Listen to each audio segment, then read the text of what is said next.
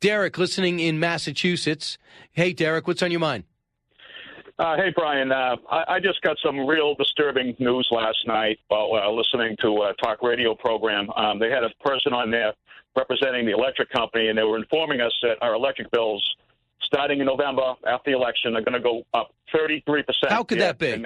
How could that be? Well, I'm a small businessman, and this is I'm a little steamed here on the situation. My electric bill last winter was about $1,000 a month between my small business and my 3-bedroom apartment. And what's going on here is they said that the costs are related to the fact that and this is all BS because I asked her questions on the program and she ignored my questions. She said that currently 51% of our fuel up here, our electric, is coming from natural gas.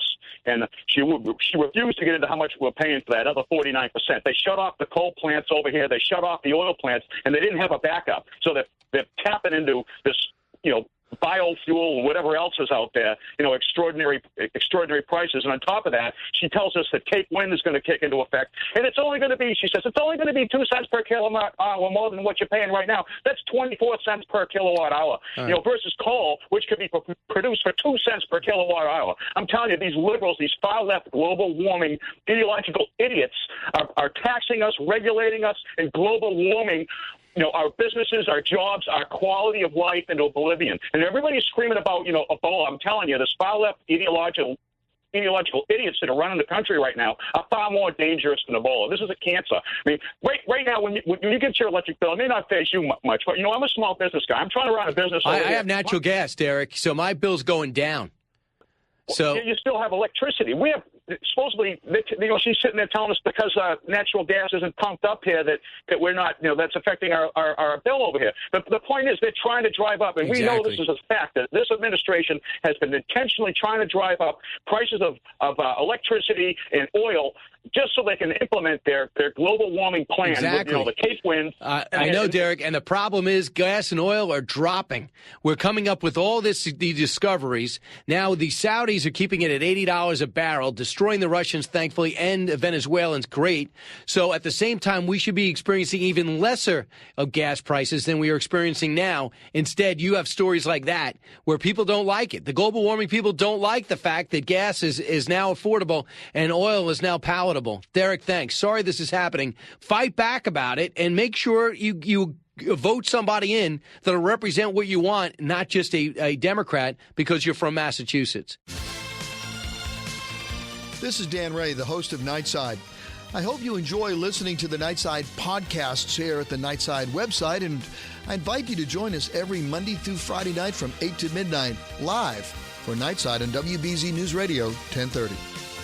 In studio with us, Marcy Reed, the president of National Grid. Marcy, welcome back. How are you? Thanks for having me, Dan. I'm great. You are welcome, and you're always welcome. I'm sure. Well, let's just sketch it out. National Grid is a company here in Massachusetts. You're Massachusetts. Okay, so now the big headlines that we've been dealing with, the electric bills will go up 37%. That's so right. that, I'm just trying to do my math here. It sounds to me like if it's going to be this winter, 24.2 cents per kilowatt hour. I'm figuring that was it last winter? Last winter. So this is compared to last winter. It was around 17. It was around. It was actually 17.6 cents. Okay, so that's the jump. I've done the math in my head. It's about a third. Okay, so the question is, you're out there in the marketplace. You're buying stuff for us. You're buying electrical power. Are you buying from the same companies? Or are you switching around? Oh, yeah. We will buy from the generators who provide power to this region. And they are everything from gas-fired plants. They are other traditional fuel plants. They are renewable sources. Quebec Hydro? Hydro, yep. Folks who will generate power on our behalf, we take the lowest bids. Okay, so the lowest bids available this year bring us to the point where beginning in November? This Saturday, the day after Halloween. That's a 24-cent bill. It's the largest our rates have ever been. Your questions, your comments are more than welcome. 617-254-1030, 888-WBZ-1030. There's a question that I don't ask. Feel free to join the conversation. All right, so now we're going to get to the why. We know the amount. And you can calculate the amount yourself if you are a National Grid customer. So, as I mentioned, we go out to the market, which acts similar to a stock market, but it's the energy market, and we buy contracts for power. The market is reacting to two main facts. The first, and probably the biggest impact here, is that the region is really experiencing a constraint in the amount of gas we can bring to the region. Why does that matter? We're talking about electricity bills. The reason it matters is because 51% of the power generated in the region comes from natural gas-fired plants. So whereas you might have had plants in the past that burned coal or oil, most of those have closed down or are closing down, and they burn gas. More and more plants burning gas means they need more gas to the region to burn. So that part is sort of basic economics. So there's high demand. Why are we closing those coal plants? Well, you can call the EPA in. We don't own any of these generating plants. Yeah. They are dirty. Yeah. So high demand for the gas coming into the region and low supply. The reason that the supply is low is that though there's a lot of gas in America, there aren't a lot of ways to get it here to the Northeast. So specifically, we don't have enough pipeline capacity. I'm talking the big pipes.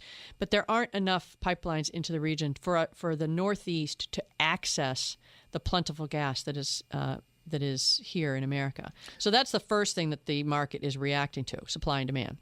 And so therefore, they would have to build new pipelines, which is not going to be done overnight. Won't be done overnight, but, I think that, and again, we don't own pipelines either. So, this is just Marcy Reed, the energy person reacting to the market here. If we had more pipelines into the region, the laws of supply and demand would react, and the supply would go up. The demand, even if it stayed the same, price would come down. So that's the first thing that the market is reacting to, which is pure supply and demand. The second thing that the market is reacting to is actually last winter. So think back. We had a polar vortex. That's the technical term that the meteorologists use to describe the frigid, lengthy cold periods that we had. And so that's exactly what's happened. It's basic supply and demand and then market fluctuations based on other unknowns. This isn't a situation where I guess what I'm hearing you say, accepting everything that you've said to me as accurate as I'm sure it is that this problem should have been looked at 20 years ago. And as they were taking coal-fired generators offline or plants offline, they should have said, what are we compensating them with, right? Yeah, exactly. And maybe it wasn't 20 years ago, but it might have been 10 years ago. But that is exactly right. Okay. And at that point, was that the state of Massachusetts? Is it all the states in New England? Who's to blame here?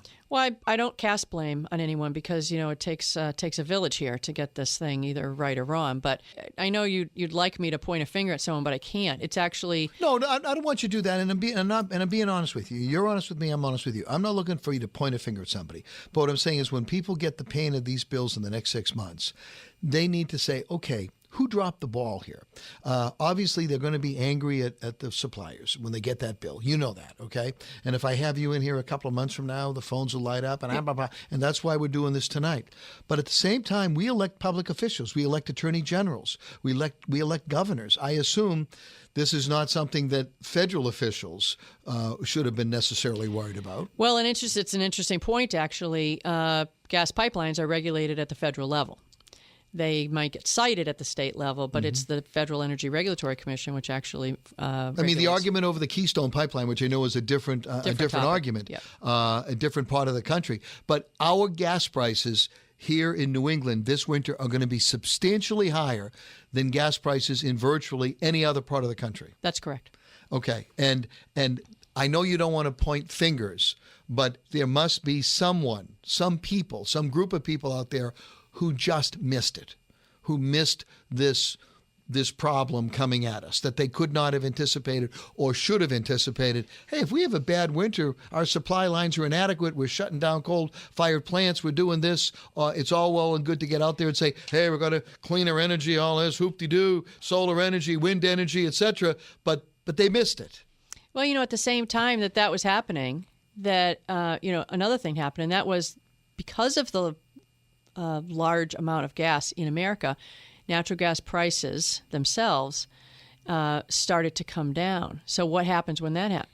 A lot of customers started calling who might burn, say, oil in their home, and they would call National Grid or other gas utilities and say, convert me. Right, but there's no shortage of natural gas in America. Well, there isn't, but what's happened is with more and more people using gas as their end product here in New England, it just made it worse again for the electric generators. Have the number of customers, your customers, increased substantially over the last 4 or 5 years? It actually has. In the last 3 years alone, the number of people who call us to convert from heating oil to natural gas has doubled. Give me a real number. Forget the percentage. This year we will convert over 8,000 customers from oil to natural gas. Okay, but in a 3 years ago that was 4,000. Yeah, but in a customer base of what the number you gave me, 1.3 million, 8,000 is a veritable drop in the bucket. Well, you could say that, but the point is that... Would you agree with me? 8,000 over 1.3? Numerated denominator, give me the percentage. Yeah, the 8,000 is gas customers, and we have almost 900,000 gas customers. Okay, so that's it's a percent. That's it's 1/10 of 1%. Yeah, so if you're dropping a bucket, I'll have to agree with you. Fair on enough. That one. All right, my guest is Marcy Reed, president of National Grid. We've talked it out. I want to hear from you. 617-254-1030, 888-WBZ-1030. Coming right back. My guest is Marcy Reed. I've asked my best questions. I hope you're ready to join the conversation. It's Derek in Mansfield. Hey, Derek, how are you? Hey, Dan. I have a business in West Bridgewater, so my West Bridgewater, my plant is running on National Grid, whereas my home's running on Mansfield Electric. And through the winter months, my electric bill between the two is about $1,000 a month. So this is, my calculations, this is going over, $2,000 for me, which hurts considerably. My operating margins are pretty tight as they are here, and that's a big bite. So I'm not directing any of my frustration directly at National Grid or Mansfield Electric. But when you say that we can get power at 2 cents per kilowatt hour if it's coal, it makes me wonder. If you say 51% is coming from gas right now, and you have renewables listed in there, and I'm curious how much of the renewable energy you're being, basically forced to get into at this point, whether it's through regulation or because there's no other form available. So actually, my question is how much... That's somewhat of a political question, Derek. Go right ahead, Marcy. How much of the forces of political correctness pushing you away from the traditional forms? I think what Derek is asking. And how much is the renewable energy that you're being forced to buy actually cost? 2 cents per kilowatt hour for coal, and you never mentioned how much you're paying for the renewable sources of electricity. Well, actually, and I don't have the exact prices for the various renewables, but I can give you some ballparks. The makeup of renewables within this portfolio of energy that we're buying is not what's driving this price at all. In fact, some of our sources of renewable power that we purchase are at par with this 16 cents or less. So it's actually not that. Yeah, I'm not saying don't count hydro. Count what are the sources you're counting then? Yeah, and so we do meet the renewable obligation that we have within the state, as do all of the other utilities. But it's not, it's in the single-digit percentages of the entire portfolio that we purchase. So, 90 some odd % of the power we purchase comes from traditional sources like natural gas, coal, and oil. Well, you just said it was 51% earlier. That's right. So the other 49%, not counting the hydro, how much am I paying, and how much are you paying and passing that cost on to me for the renewable energy? How much are you forced to pay for that? Are you probably referring to there are other projects on the table that are trying to get built, and we are fans of. So Cape Wind's still on the table? Cape Wind has gone through its approval process. Cape Wind on these prices is only 2 cents more expensive. Now, of course, that's because the administration, we know that they're trying to drive up the cost of electricity and power in America so they can make these 24 cents per kilowatt hour electric rates acceptable.